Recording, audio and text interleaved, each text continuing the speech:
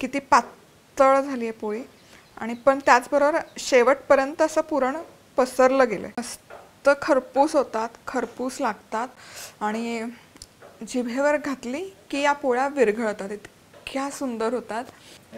नमस्कार, मधुराज रेसिपी मराठीमध्ये तुम्हा सर्वांचं खूप खूप खूप मनापासून स्वागत. आज आपण तेलपोळी कशी बनवायची ते बघतोय. पुरणपोळीचे खूप प्रकार आपण बघितलेत यापूर्वी. मायक्रोवेव्हचं पुरण कसं बनवायचं, न वाटता पुरण कसं बनवायचं. तर यावेळेस आपण तेलपोळी बनवतोय. महाराष्ट्रातल्या वेगवेगळ्या भागामध्ये ही बनवली जाते, सोलापूरमध्ये पण बनवली जाते. तर आता ही पुरणपोळी किंवा तेलपोळी बनवण्यासाठी इथे 1 कप चणा डाळ घ्यायची. चणा डाळ घेऊन 2 ते 3 वेळा स्वच्छ धुवून घ्यायची. धुवून झालं की त्यामध्ये पाणी घालायचं भरपूर आणि कमीत कमी एक 5 ते 6 तास किंवा मग रात्रभर व्यवस्थित भिजवून घ्यायची. आता इथे ही चणा डाळ मी धुवून व्यवस्थित अशी भिजवून घेतली आणि मस्त अशी फ्लफी झाली आहे, तुम्ही बघू शकता. आता काय करायचं, आता ही डाळ आपण कुकरमध्ये काढून घेऊयात. यामध्ये पाणी घालायचं. म्हणजे 1 कप डाळ आहे तर साधारण एक 3 कप पाणी पुरेसं होतं. म्हणजे तुम्हाला येळवणी करायची असेल, आमटी करायची असेल तर कितपत कट काढायचा आहे त्या अंदाजाने तुम्ही घेऊ शकता. एक पाव चमचा हळद मिक्स करायचं. हवं तर वर एक अर्धा चमचा तेल घालू शकता, म्हणजे मग हे डाळ उतू नाही जात, म्हणजे कुकरमधून बाहेर त्याचं पाणी येत नाही. तिथे डाळीचं प्रमाण कमी आहे म्हणून मी नाही घालत. झाकण लावायचं आणि मीडियम हीटवर एक 3 ते 4 शिट्ट्या आपण काढून घेऊयात. प्रिय मित्र आणि मैत्रिणींनो, मधुराज रेसिपी आवडतात ना, मग चॅनल सबस्क्राईब करा आणि बेल आयकॉनवरही क्लिक करा. खूप खूप धन्यवाद आणि शुभेच्छा. चला तर मग इथे ही डाळ मी मीडियम हीटवर एक 4 ते 5 शिट्ट्या काढून व्यवस्थित शिजवून घेतलेली आहे. Yes, perfect. तर इथे बघू शकता डाळ व्यवस्थित अशी मऊ शिजली आहे, छान शिजली गेली आहे. आता काय करायचं, डाळ व्यवस्थित शिजवून झाली की यामध्ये जे जास्तीचं पाणी आहे ते म्हणजे कट. तर एक गाळणी घ्यायची आणि हे पाणी काढून घ्यायचं. आणि तुम्हाला जर आमटी करायची असेल तर त्यासाठी हे उपयोगी पडतं.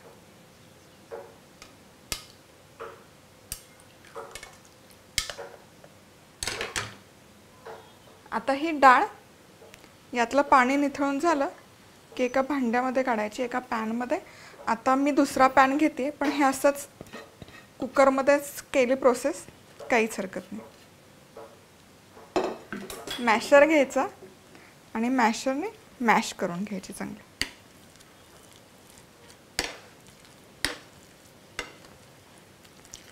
चला तर मग डाळ मस्त अशी मॅश झालेली आहे, एकदम सॉफ्ट झालेली आहे.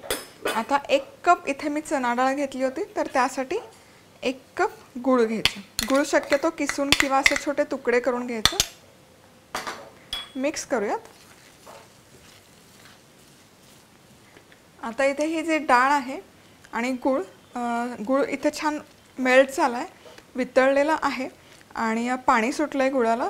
आता काय करूयात, आता हे एकसारखं ढवळत आपल्याला एक साधारण 8 ते 10 मिनिट परतून घ्यायचं, जेणेकरून यातलं मॉइश्चर निघून जाईल आणि हे छान घट्ट होईल.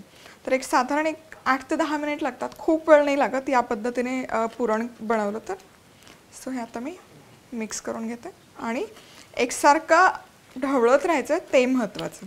आणि पुरण बनवताना शक्यतो जर असं पसरट भांडं किंवा जिथे मॉइश्चर त्यातलं काढून टाकायचं आहे त्या ठिकाणी जर असं पसरट भांडं वापरलं तर ते पटकन प्रोसेस होते कुकिंगची.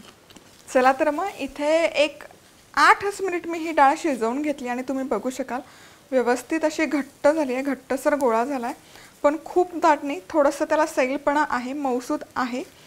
याचं कारण की आपल्याला पोळी लाटायची आहे. खूप जर सुकं पुरण झालं तर मग ती लाटताना त्रास होतो, त्यामुळे थोडंसं घट्टसर नाही ठेवत, सैल बाजूला ठेवते. आता यामध्ये वेलची पूड, अर्थातच पुरणपोळी आहे, आणि जायफळ पण किसून घालायचं, म्हणजे मग त्याचा स्वाद, चव खूप जबरदस्त उतरते.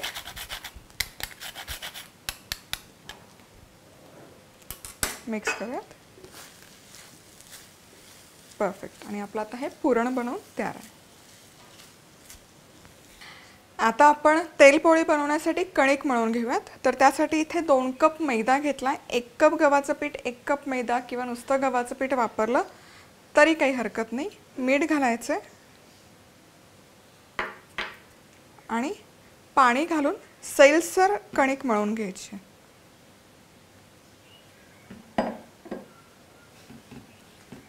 थोडं थोडं पाणी घालायचं आणि कणिक मळून घ्यायची.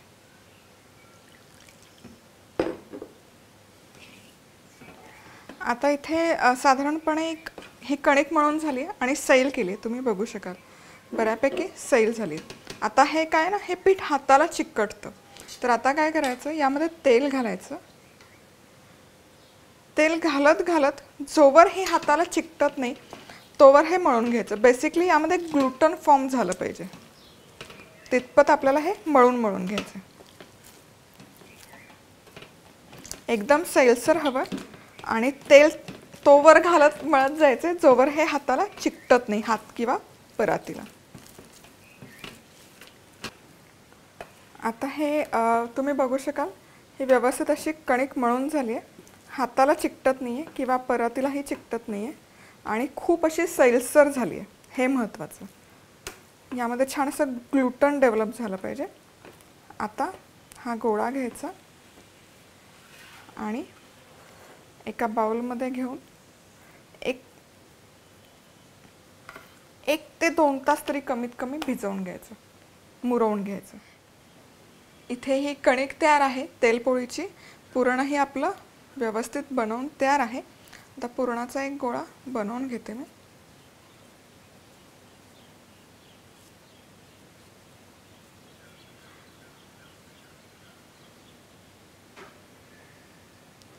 हे जे कणिक आहे आपण बनवलेली यातनं एक गोळा घेऊयात. छान अशी तार आली पाहिजे, मस्त असं स्ट्रेच झालं पाहिजे म्हणजे आपली पोळी छान बनते.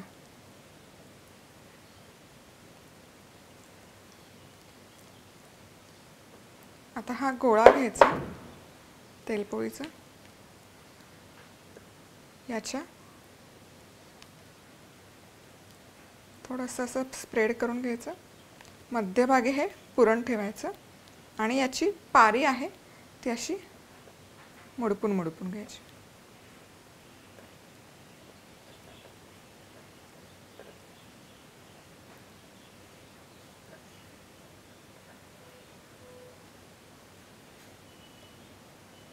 जास्तीचं पीठ आहे हे मी काढून घेते.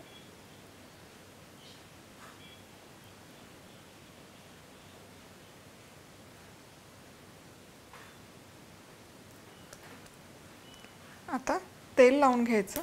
तेलपोळी आहे बऱ्यापैकी जिथे बनवतात तिथे हे अख्खाच्या अख्खा असाच्या असा गोळा तेलामध्ये डिप करतात आणि मगच लाटतात. पण थोडंसं कंट्रोल करते. आता पत्रा येतो तेलपोळी लाटण्यासाठी. एक विशिष्ट प्रकारचा पत्रा असतो, तो स्पेसिफिकली फ्लेक्झिबल असा, पण सगळ्यांकडे तो नसतो. म्हणून मी इथे मग वॅक्स पेपर घेतला आहे. वॅक्स पेपरच्या ऐवजी तुम्ही फॉईल घेतली म्हणजे बटर पेपरच्या ठिकाणी फॉईल घेतली तरी चालेल. खाली तेल लावून घेतलं आहे. आधी हलक्या हाताने थापून घेऊयात. असं थापून झालं की लाटण्याला पण थोडंसं तेल लावते मी आणि हे असं पातळ करत जायचं. जितकं स्ट्रेच करता येईल तितकी ही पोळी करून घ्यायची.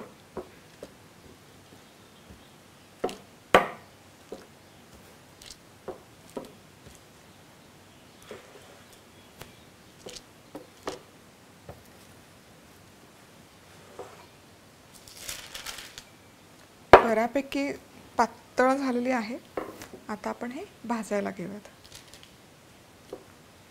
आता पोळी झाली आहे. आता इथे तव्यावर आपण ही भाजायची कशी तेलपोळी ते बघूयात. तर तव्याला ब्रश करून घ्यायचं तेल आधी व्यवस्थित आणि खूप तवा गरम नाही ठेवायचा, नाहीतर ही पोळी पटकन करपते. त्यामुळे हीट अगदी कमी ठेवायची. तेल व्यवस्थित ब्रश करून झालं की हा पेपर घ्यायचा, वॅक्स पेपर, आणि यावर ही पोळी अलगदपणे सोडायची.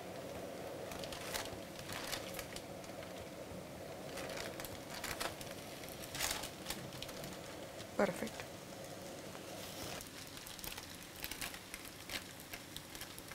आणि पोळी लावून झाली की अलगदपणे हा पेपर उचलून घ्यायचा.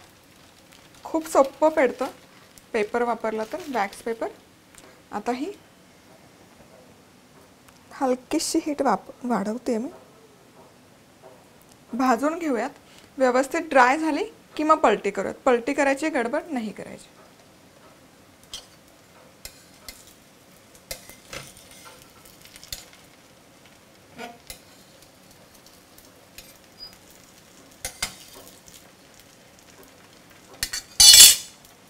थोडंसं तेल साईडने सोडू शकतो.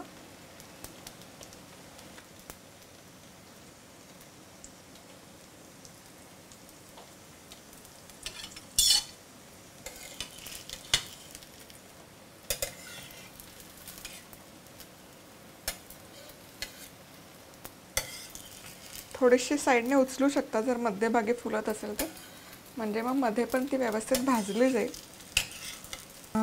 जबरदस्त. तुम्ही बघू शकता इथे पोळी मस्त अशी खरपूस भाजून होती आहे आणि एकदम पातळ झाली आहे. आणि पातळ जरी असली तरी तुम्ही बघू शकता मस्त अशी फुलती आहे पोळी सगळ्या बाजूने.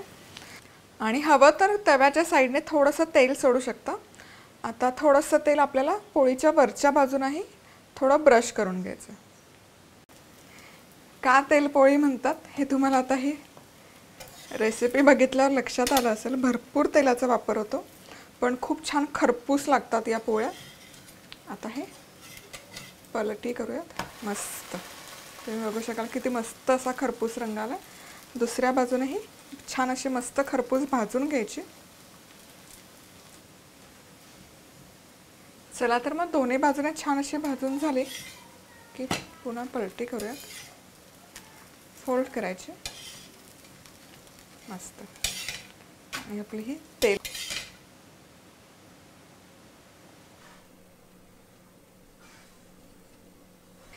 तेलपोळी बनवून तयार आहे. मस्त खरपूस होतात, खरपूस लागतात आणि जिभेवर घातली की या पोळ्या विरघळतात. इतक्या सुंदर होतात. तेल थोडंसं जास्त लागतं पण कधीतरी एकदा करून बघू शकता. आता मी एक पीस तुम्हाला जस्ट कट करून दाखवते. तुम्हाला साधारण आयडिया येईल की मी काय म्हणते.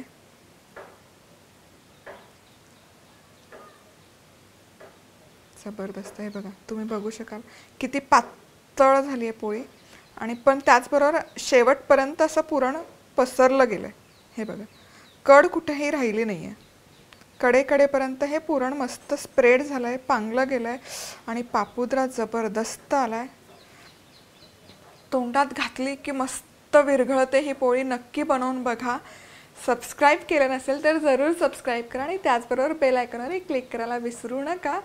पोळी कशी खायची? पोळी कटाच्या आमटीबरोबर खायची. कटाच्या आमटीचे भरपूर व्हेरिएशन्स आहेत. पुणेरी चिंचगुळाची आमटीची रेसिपी आहे, मराठवाड्यातली येळवणीची रेसिपी आहे, पश्चिम महाराष्ट्रात जशी बनवतात तशी रेसिपी आहे. तर खाली लिंक देते डिस्क्रिप्शन बॉक्समध्ये, नक्की चेक करा. तर पुन्हा भेटूयात अशा मस्त खुसखुशीत रेसिपीबरोबर. तोवर मस्त राहा, खुश राहा, आनंदी राहा आणि सगळ्यात महत्त्वाचं खात राहा.